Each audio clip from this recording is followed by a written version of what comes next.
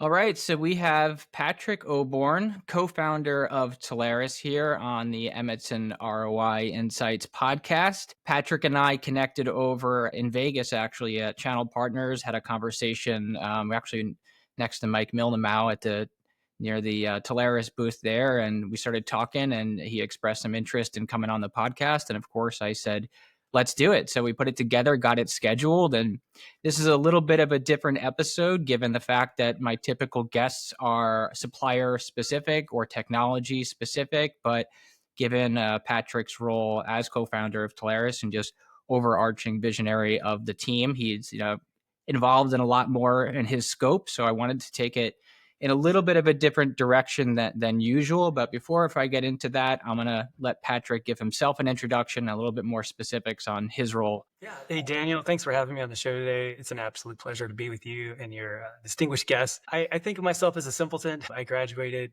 in college in engineering, electrical engineering, building computer chips. But really, if you take out the semiconductor physics and everything else, really it's just about optimizing what you have, creating things that magnify value and engineering the proper outcomes. So whether it's electrons getting through the semiconductors quickly, whether it's financial engineering, whether it's marketing, which is kind of like mental engineering and trying to create a certain outcome, or it's just advisory, right? Helping a business optimize what it has so it can get the most out of what it has.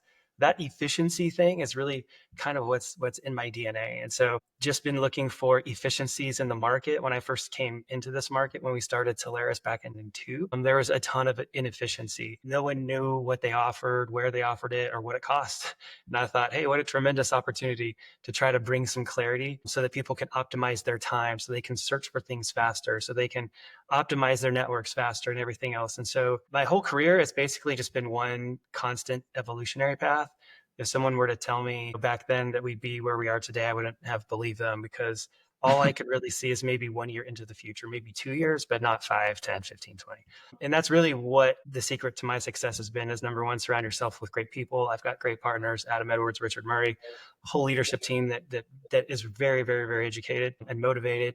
And two, just paying attention to trends. You don't need to be on the bleeding edge, but be on the cutting edge, making sure you know where things are going so you can place your bets accordingly. But if you continue to evolve, continue to look for what's new, and continue to look for ways to bring value by optimizing and helping companies and other people even achieve better results. I don't know where that's going to take you, but it's going to take you to someplace really good. Well, I love that introduction because it does play very well into exactly sort of the framework of how I wanted to run this. First of all, electrical engineering, not exactly the simpleton route. My father-in-law actually has a degree in electrical engineering, and we have conversations about, he's always trying to teach me things about, do the electric. In this room here, I built this office and we were doing the electric get together. And I'm like, look, I don't get this, but he's teaching me anyway. So I'm learning it. Don't But touch then those wires, man. That's like, yeah, I'm not looking to get touch electrocuted that. anytime soon. I'll stick to the drywall. That I can handle. But otherwise, so the story of Telarus is what I wanted to get into. And exactly what you just sort of outlined on a high level was where it all started,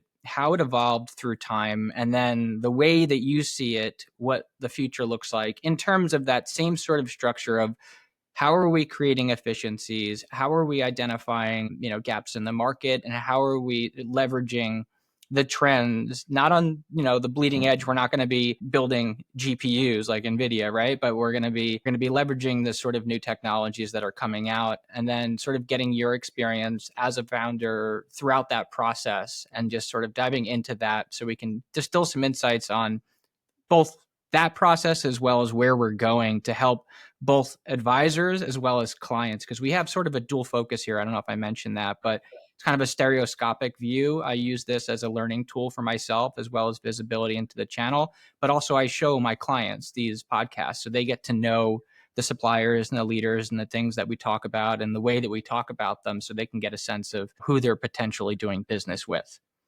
Yeah, absolutely. I had a job designing computer chips for Northrop Grumman. We had several projects for the United States military that were ongoing. And not to toot my own horn, but I was really good at being an engineer. I was number 2 in my class at BYU when I finished my master's program there. I published in the IEEE journal. My paper got accepted. I got to present it at an IEEE conference. I'm just passionate about what I do and I want to be the best at it. So when I got my first big project at Northrop Grumman, I was working.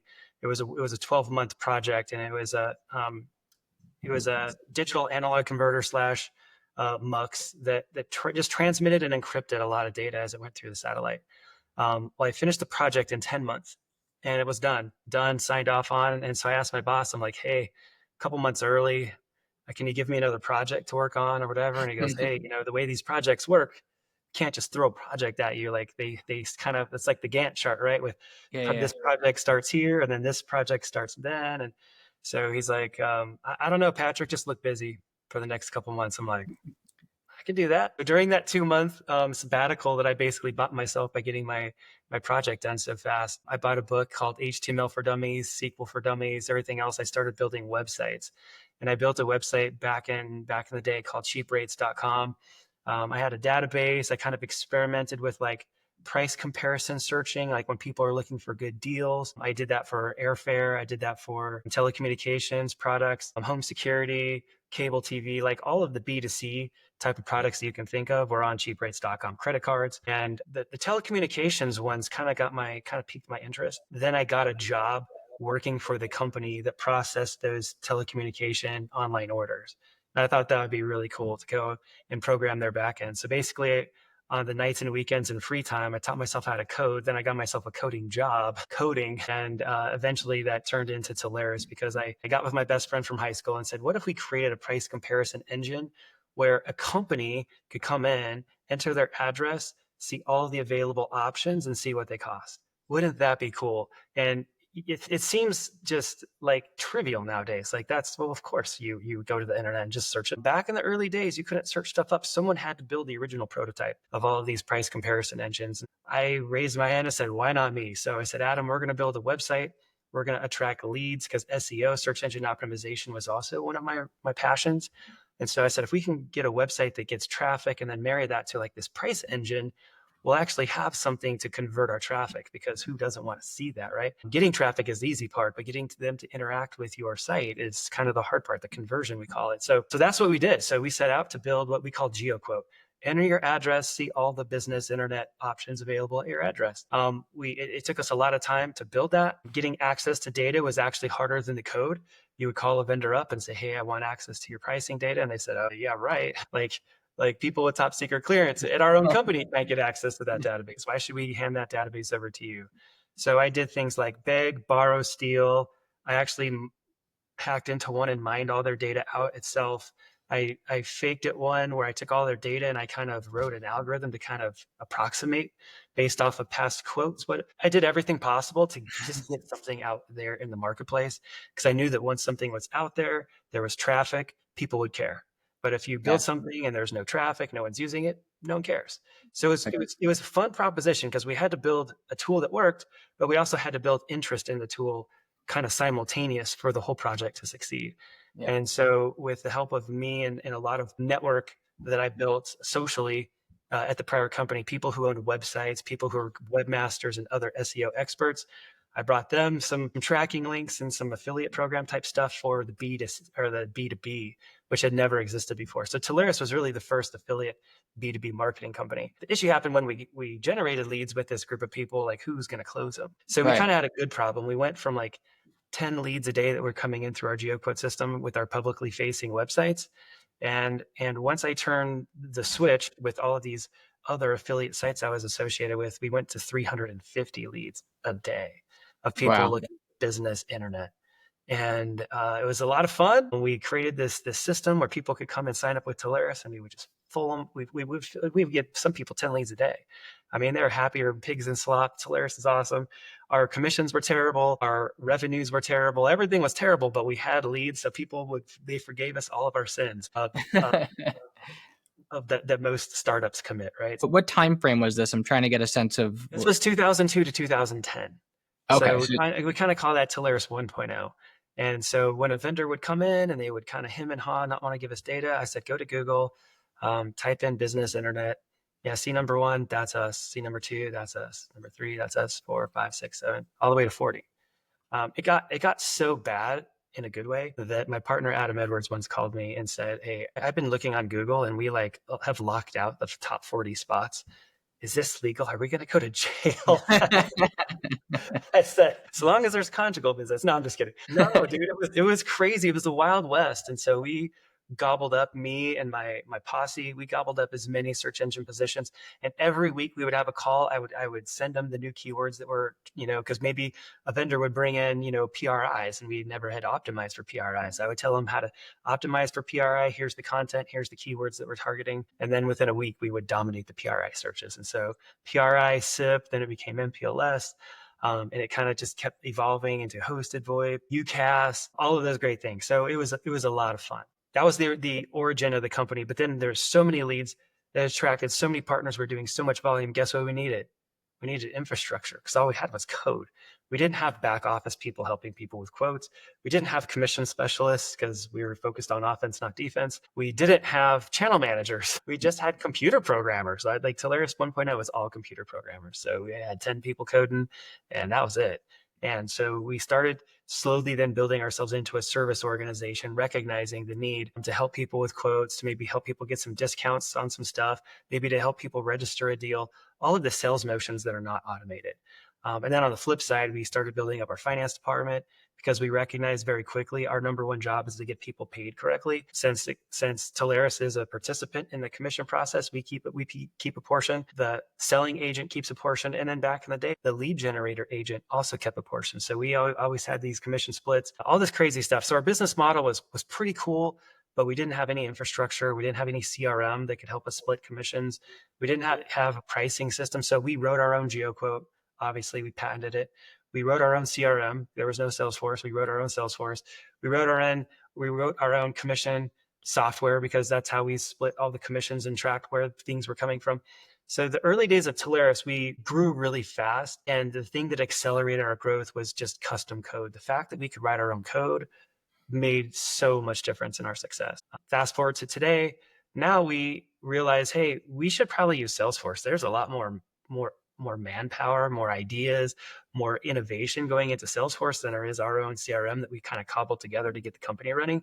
So now that you call it Telarus 2.0, it's more about providing those resources to partners. It's more about retrofitting our own systems with things that are publicly available and making those special and putting the tweaks on top of a Salesforce platform, for example, as opposed to spending our time doing things that other companies have already done. So it's a big shift.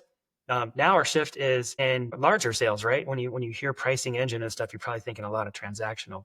So Telarus was born in the transactional world. We were born on circuits. We were born on internet. We were born on network.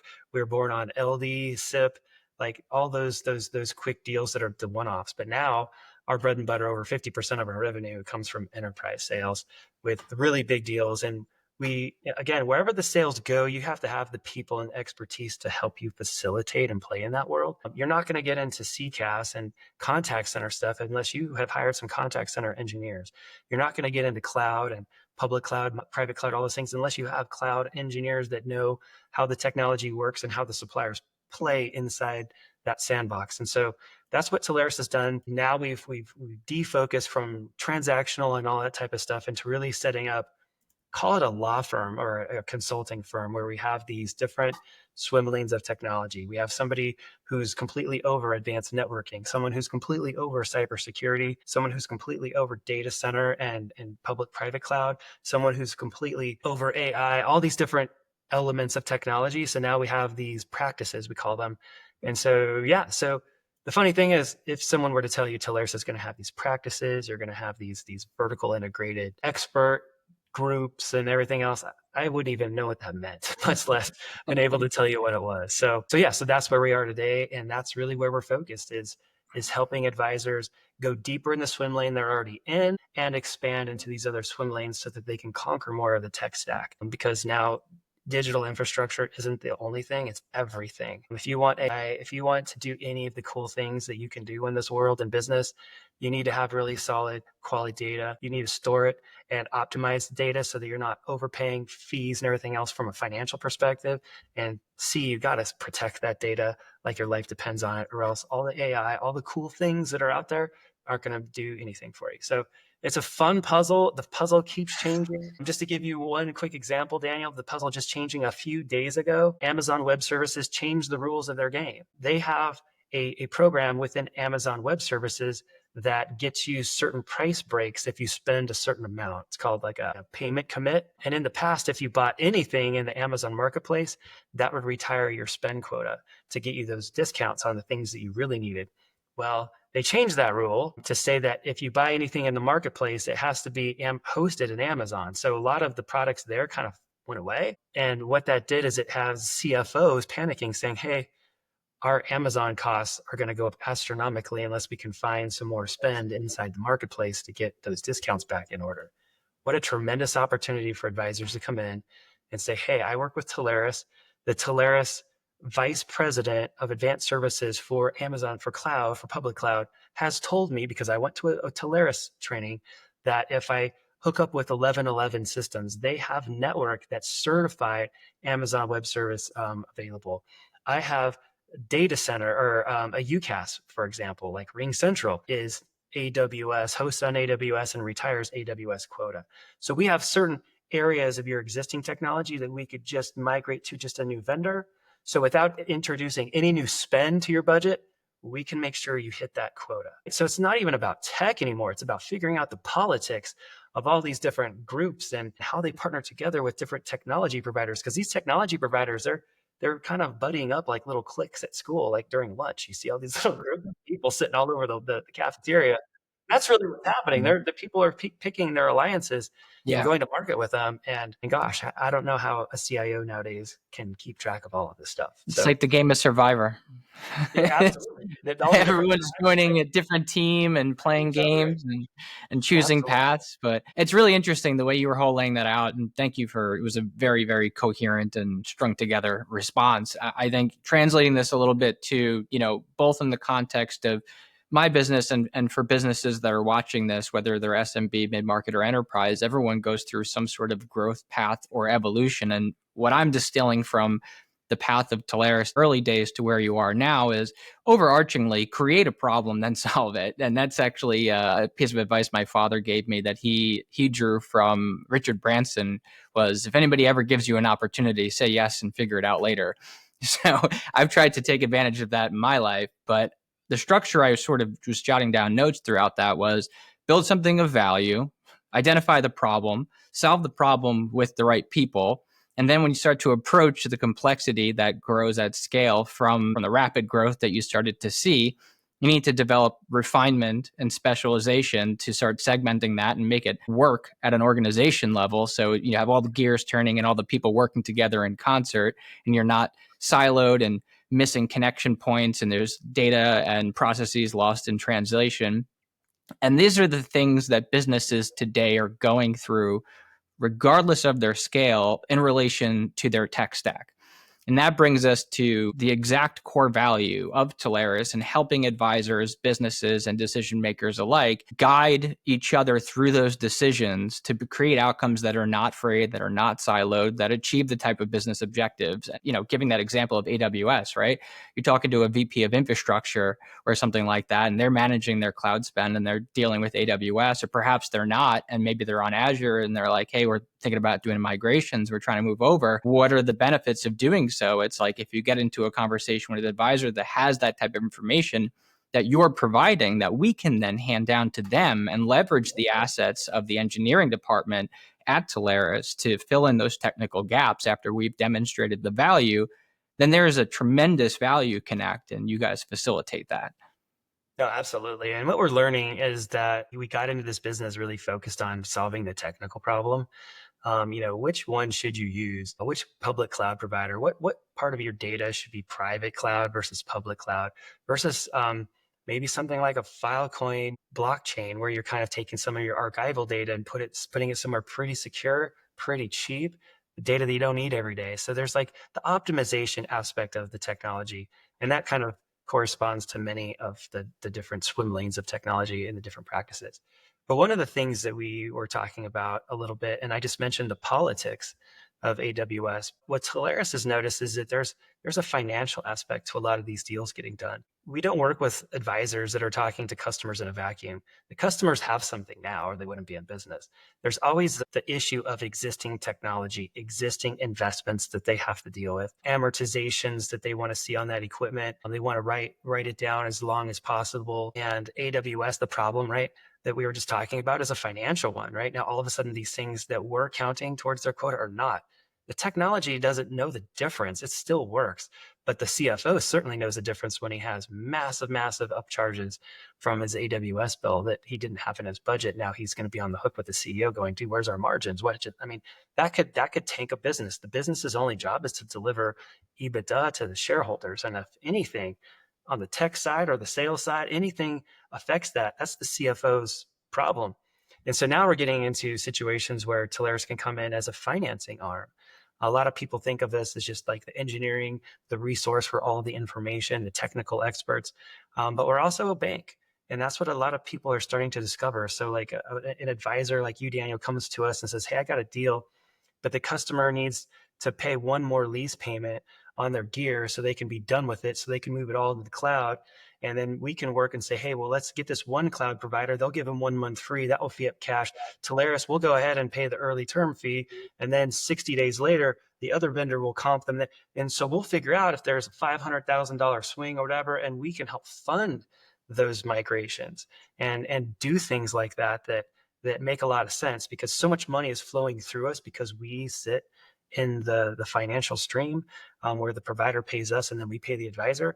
We can use that money flow as collateral for us to go get a loan at a very cheap amount and fund a deal. Also, we're using that money to buy our competitors. And why does that matter? How is that good for advisors? Well, when we buy competitors, we get their Lumen book and we combine it with our Lumen book. And guess what? We're really big with Lumen now. We take their AT&T and our AT&T, put it together. And what does that mean? It means we get the top AT&T engineers paying attention to us. We get the top support when there's commission issue. We get the top support when the customers have issue. Our bat phone now has a lot of power. And so when we started out, the vendors, we were a rounding error in their budget. Now we're a significant amount of their growth plan. We have Adam Edwards and Richard Murray, the two other CEO and COO out there, talking to the CEOs of company. Like we talked to the CEO of Comcast. Like we never had that kind of access before. But the growth of this industry, the M&A that we've been able to do, the economies of scale so we can deliver stuff better and cheaper, it makes it really a better environment for everybody, from the consumer to the advisor. And I always tell people, if a customer can't tell which TSD you source the deal through, you use the wrong TSD. Like they should be able to feel that they have support both on the technology side, the tech design, the project management of putting it in and installing it, and then possibly even funding different elements of the deal to make sure that the deal can happen. So we're here to grease the squeaky wheels. We're here to design the wheels itself and then grease those very same wheels so that cart can flow and so that success can happen. I mean, that's something I was not aware of. I mean, I know of the Telarus Capital more so on the MSP advisor side and how you guys can help us there in certain instances, but I was not aware of the facilitation that you can provide to organizations and businesses to basically facilitate the agility to achieve results at speed during a time when pivoting is something that everyone has to do, especially now with the advent of, AI and automation and machine learning and all the different things that are coming out. If you can't make a decision because maybe you're tied up in your books, but you need to make a tech pivot to change the direction of your business and adapt to a changing market, but you don't have that cash flow and the CFO is wondering what to do, it's a great back pocket tool to bring out and be like, hey, by the way, I know we're talking about this and your objection may be, hey, budgets are kind of out of place here, but it's like, what if we can help that? What if we can, like you said, grease the wheels? And now we're not just technical, now we're more financial. And this sort of keeps us involved. And this is a philosophy that I try to play with my clients because I'm involved in their actual business. I mean, I just found a way to save a client tens of thousands of dollars a year instantly. And I'm not going to name what it is because I do keep some things close to my vest. But I did that because I listened to what they were looking for, what they're trying to do. And then I went out and researched and I found a solution. But that is a tremendous value to be able to provide. Now, this is a small, medium business, but this is enterprise or even mid-market or whatever it is, being able to facilitate that pivot to give them a competitive advantage in real time can position them to lead the market rather than being too late to adopt and adapt to the market. Yeah, that's right. In fact, I have a little favorite saying that I tell advisors. I'm like, please tell your customers, do you want your tech stack to be a cost on your balance sheet, or do you want it to be a competitive weapon? It Yes. doesn't need to be something that just is sitting there to keep the lights on. It can be an absolutely competitive weapon. Every company out there is a tech company now. I don't care if you sell cookies. I don't care if you fix windshields. Like, you are a tech company. Your customer experience depends on your tech working correctly. You know, Daniel, both you and I, we're consumers, right? We go to different restaurants, we go to different things, and we see some people texting us with just weird stuff. We see some people that have their tech dialed in. They'll send you a text, your table is ready, come on in, we got it. Click this link to get an additional 15% off, whatever. You're like, that's really good. Where some other people, it's like there's stuff, it's like you can't unsubscribe. If you reply to it, it's like, oh, sorry, this text doesn't reply to answer. It's just like, you can tell it's a competitive place out there, and customer experience is really everything. And your tech Yeah. working correctly not only affects your customer experience, but your employee experience, like where they can't find anything and they can't like, Yep. it's every business boils down to tech. I mean, it just does nowadays. And it's impossible for every company to be experts in everything, which really has created a monstrous opportunity for the technology advisor to really come in and fill that role, just like you're doing, Daniel. And so we're very, very excited to help people along that path. We're excited to fund their development and their growth. And we're also excited to lend them kind of like a library, right? Check out the technical resources you need when you need them and put them back when you're done. I mean, it's fantastic. The customer wins, you win, everyone wins. And this is something that the advisory firms out there, like the Deloittes and some of those, like Accenture, like they don't have what we have. Our engineers are better than theirs. You're going against college interns, man, and we'll smoke them out of the day every day. Well, I love the competitive spirit, and everything that you were saying was reminding me of so many past guests. I mean, talking about how technology is the infrastructure for business. It's really the heartbeat of the business. You know, I had Bernard Breton, CEO of Adaptive Networks, on, and he's saying basically it's power these days. If you don't have it, you can't run your business. You know, we're talking about SD-WAN. You can't take your Uber orders, which is 50% of some people's business nowadays. Very close. Knock on wood here. I have a verbal going on a 5-site SD-WAN deal with, it seems to be going the direction of Adaptive. That decision maker gets it. Like you said, you know, his costs increased, not tremendously, but the value increased through prioritization, the backups. He no longer has the POS going down. He gets the ROI conversation of it's up, you don't lose. You have TVs going when you're running Super Bowl, you're doing $10,000 Super Bowl boxes. What happens if that goes out? Like, this stuff needs to be talked about, and people need to communicate it correctly. You guys help us do that. Graham Scott, another guest, one of your guys, VP of Advanced Networking, Mobility, and IoT. He was talking about how businesses only care about two things, making money and saving money. And I have those conversations all day. It plays into my prospecting. And then, you know, Jeff Slapp, CTO rather, of Steel Dome, and he's talking about how data is the infrastructure of your business. And you know, especially with today, right? This, I guess, tails into the AI conversation, which is inevitable. Was if you don't have your data squared away, then you can't leverage AI, right? So if you don't have that set up properly, then you can't. These are the conversations that some business owners, they don't know, and they're going to get demolished if they don't start to learn it quickly. Yeah. And again, going back to what I kind of said, it's, you know, this business is politics. Like, when you look at cybersecurity, you think that that's a technical issue, technical problem. It's not. When you apply for cybersecurity insurance, right, there's a checklist Yeah. of things you have to have in place and working and certified working before you can even apply for that financial umbrella to get coverage. And so that's not a technical problem.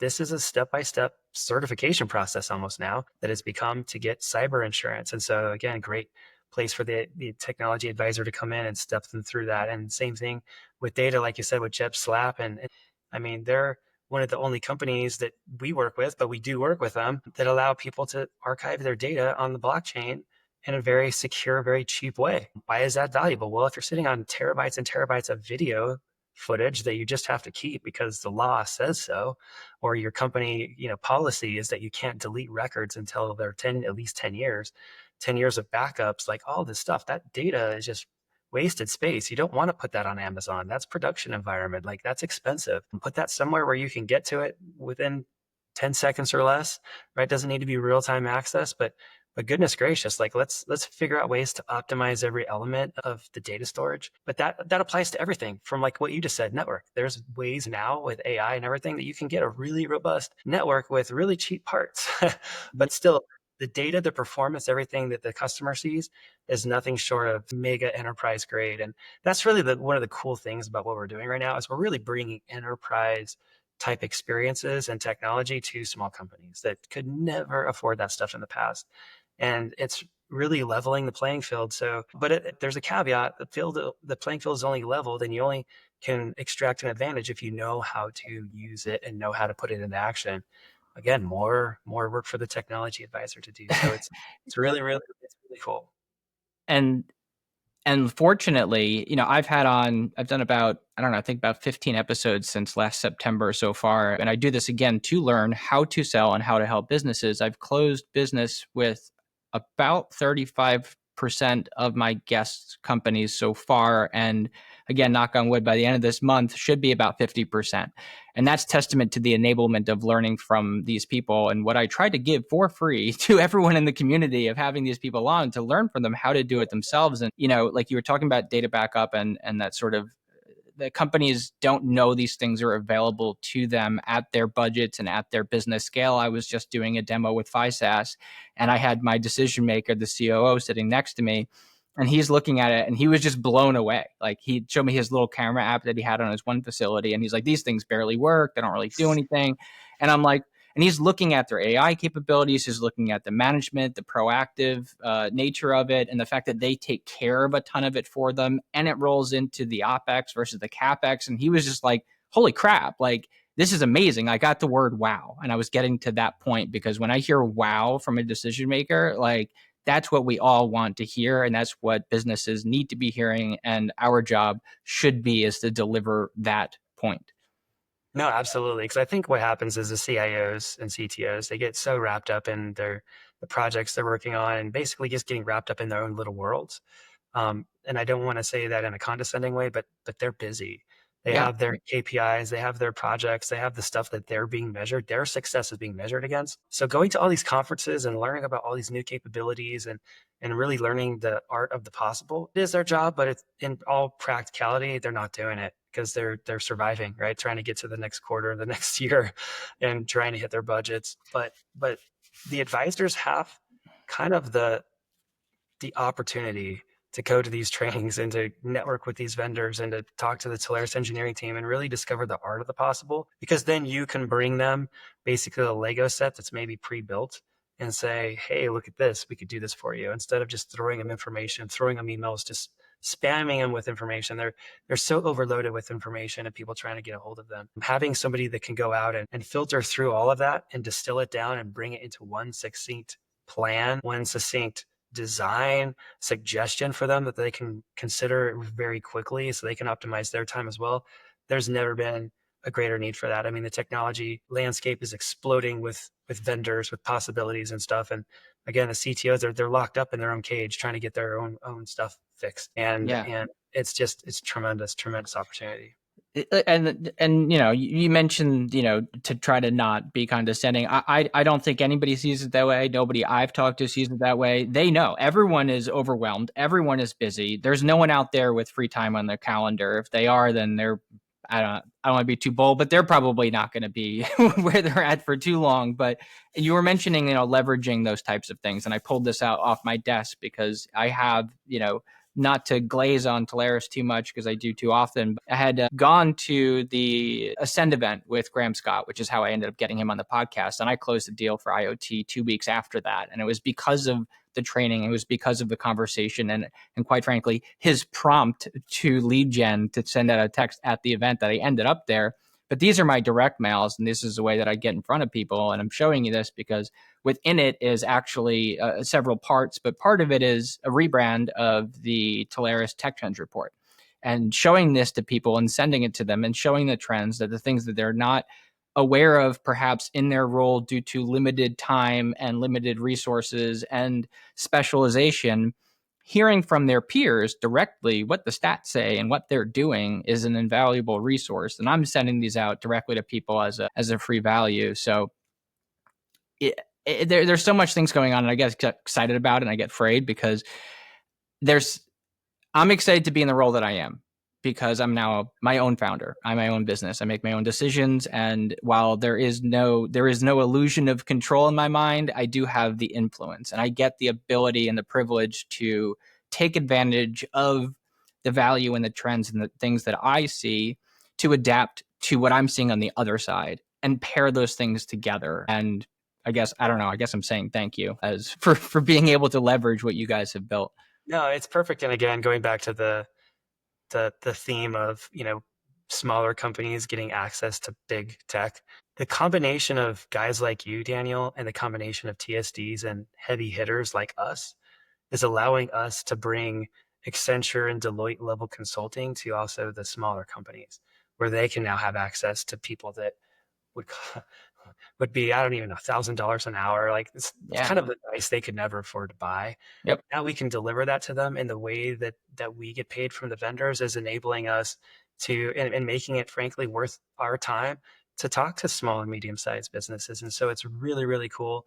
And then in the great, cases where we do go enterprise head to head against the big dogs, like we just have more resources and more experience. We've been around 23 years. That's all we do is we eat, sleep, breathe this stuff. We're financially incentivized and tied to our suppliers through the residual model. So we make sure that we are up to date on all of their stuff. We make sure that we know their stuff, frankly, better than them in a lot of cases, that we can bring those to those enterprise battles, but also bring those down to SMB and enterprise with your help, Daniel, and the other advisors that are in your role. So I think in general, what I'm trying to say is that this model works. We're excited about where the model is heading, and we're excited that we're going to make a lot of millionaires out of a lot of lone wolf advisors. We're going to make millionaires out of people who always dreamed about starting their own businesses, but couldn't afford their own engineers or couldn't afford their own marketing team to go do a tech trends report and all of these things. But together we win. So we can focus really on the supplier management, the financing and engineering aspects. You can focus on your relationships, getting in front of the customers, explaining things, and then organizing meetings and other ways that they can get access to us and download information from us. And then of course, the ongoing, right? We're paid residual. We want to stay in these accounts. We want to see account expansion. We want to see them eventually get to the AI platform that they've always been talking about. We're tied and incentivized and motivated to drive success for everybody. It's legitimately one of the only business models I've ever been a part of where literally the rising tide floats all boats.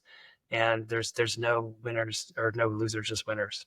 Right. And I apologize if this question is off base because I lost you there for a good 60 seconds. For whatever reason, my internet was buffering. I kicked off my VPN and it seemed to to get it back on. But I think where I wanted to go with the question was based on the mutual interest and the expertise that's involved. So like you said, there's that sort of 3 or 4 tier, right? There's you guys, engineering people's roles that are unbiased engineers, people like Chad Muckenfuss or Mike Blairgen. These guys are not paid to sell X supplier. Their job depends on getting it right, not getting to the right. They're not salespeople. They're engineers supporting salespeople, and that's the message I tried to get across and say, hey, I may be one guy, and yeah, I'm very knowledgeable, and I learn as much as possible to qualify the business objective. But the people that are behind me are the absolute authority experts, and they're incentivized to help you, not to help me make the most money or anything of that nature. But I think also Tina Franke mentioned when we started getting involved together last June or so, she said that you guys have 2 of only correct me if I'm wrong, 100,000 CISSPs worldwide or something like that. You guys have highly credentialed security staff as well that are not resources that are typically available to businesses of most size that either even have, forget lean ITs, just even advanced IT teams that still don't have that technical depth with the awareness of everything going on and the breadth of technical solutions to be able to, I think like you said earlier, make it make sense in a pre-built sort of package, right? Yeah, and attracting that talent is difficult, and your customers out there are going to discover that. They cost an inordinate amount of money. They require constant training, reskilling, management, everything else. And it's like, but that's not our job. Our job is to to fix windshields. Like, why are we employing these huge, massive salaries for cybersecurity and everything else? Yeah, we need to be protected. I'm not saying we don't need to do that, but do we need to carry the payroll? Do we need them on our in order to accomplish that? And then even if you do land somebody and you get them at the price you want, I'm sorry, but these people, they're like my son on video games. They want to level up. They want to keep going. They want new experiences. They want new maps. But if you're working on the same infrastructure every day, those people get bored and leave. They may not even leave for more money. They just may leave because they're bored. And those Yeah. people want to stay engaged. They want to stay up to date on the newest tech. Because if they feel like they're bored and they're not learning new things, they feel like their value in the marketplace is deteriorating. And if they ever need to get a new job, they're not going to be able to find one because they're not on the cutting edge anymore. So to stay on the cutting edge, a company like ours, and even some of our suppliers, is kind of where a lot of the talent is aggregating, because we can pay them the salaries that they deserve. We can put new projects in front of them every day, different Rubik's Cube every day. And we can pay to have them get trained and go to a conference and get upskilled and re-skilled and certified. So it's just the way the market is dictating where the talent goes, and the talent's going to go where it's paid really well, but also where it's happy, where it's actively engaged in learning new things. And so, but it's great because those customers still have access to that talent through you. Like, it's just, they don't have to carry it on their payroll anymore. And then when they get into a managed services situation, or they're looking at a knock or a SOC for their company, now they get to work with the company that all they do is SOC. That's like literally all they do. So they're passionate about it. They have top engineers. They've got the top equipment. But it's also all they do. So I think the world in which we engage specialists and the world of specialization is headed our way big time. And the CIOs that understand how to weave together all of these specialists under their umbrella are going to win, as opposed to the CIO that tries to hire all these specialists and run them themselves. Yeah. I think the complexity is growing. And I mean, that's for sure. There's also this topic that I wanted to ask you about, and this kind of leads more into the sort of the future of things. And it's something that I've been very much on top of, and that is the sprawl and the reduced barrier to entry to the development of SaaS and, of course, AI, that these sort of third-party vendors are emerging. And you sort of alluded to it earlier when you were talking about like the customer experience in a restaurant, how you're running into these different types of solutions that these businesses have pieced together. And a role that I'm trying to play in identifying the market is through automation and connecting these solutions and making it make sense, because maybe there's a business that is relying on something that's really, really, really working for them, and they don't want to change that, but maybe the solution that they need to invest in that solves 3/4 of their problems, they need both of those things to work. So I'm working on, kind of like the way that you did in the early days, and teaching yourself website design. I'm teaching myself through automation classes on Udemy for like make.com and N88 and stuff like that to bridge gaps. I wanted to ask about the potential of Telarus playing a role in helping facilitate that bridge, because I think there's an opening there for a type of business division that helps address those third-party integrations. I mean, again, this is maybe a little bold of me, but maybe there's an area in Telarus that there is an automation expert that is just solely dedicated to understanding these third-party solutions and helping a RingCentral or helping a Zoom work with another software that a business doesn't want to part with, but provides value on its own legs. Does that make sense? No, absolutely. In fact, both on our supplier management team and our sales engineering team, we have internal spreadsheets and internal chat rooms even, where we're constantly vetting and analyzing the interoperability of these SaaS providers with each other. Where someone will come in with an opportunity and say, hey, he's RingCentral, but he needs a chatbot.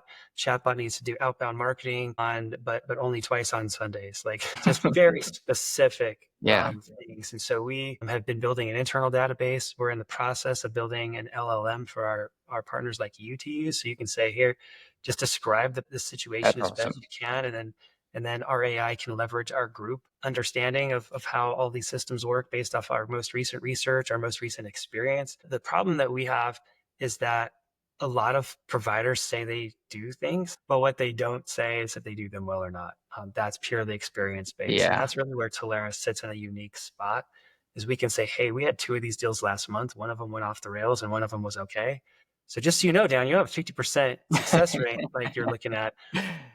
And so we've taken the path of staying out of the coding and actually getting our hands dirty doing the integrations. We would much rather bring in integrators and support them to death so that we can stay laser focused on supplier management and paying commissions correctly, and not going too far down that path. But we do have the knowledge and expertise to know, A, if they can do it, and B, if they can do it well, and C, if they're worth engaging at all.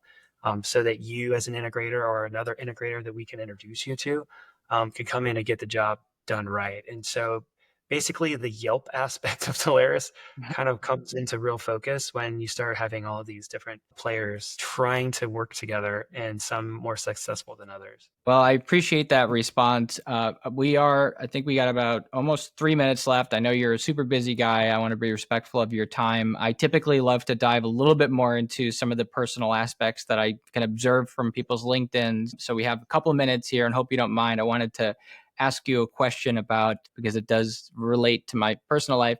It looks like you were the founder and head of partnerships at the OAF, the Outdoor Adventure Foundation, and it speaks dearly to my heart and actually tails in with Graham Scott too, because I'm very huge on camping. I'm taking my son for my birthday at the end of June on his first camping trip. I have a canvas hot tent with a wood stove and I do bushcraft. So I wanted to hear a little bit about what drove you to that, and maybe how it tails into, what motivates you to do what you do in tech.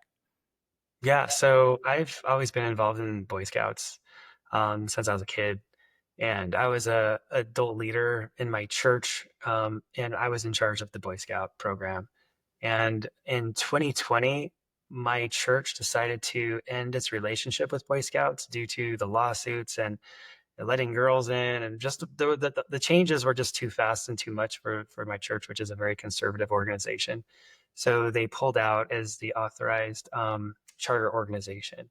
And so basically what I had is a bunch of young men, a bunch of boys that were in the middle of the scout program that now didn't have a troop.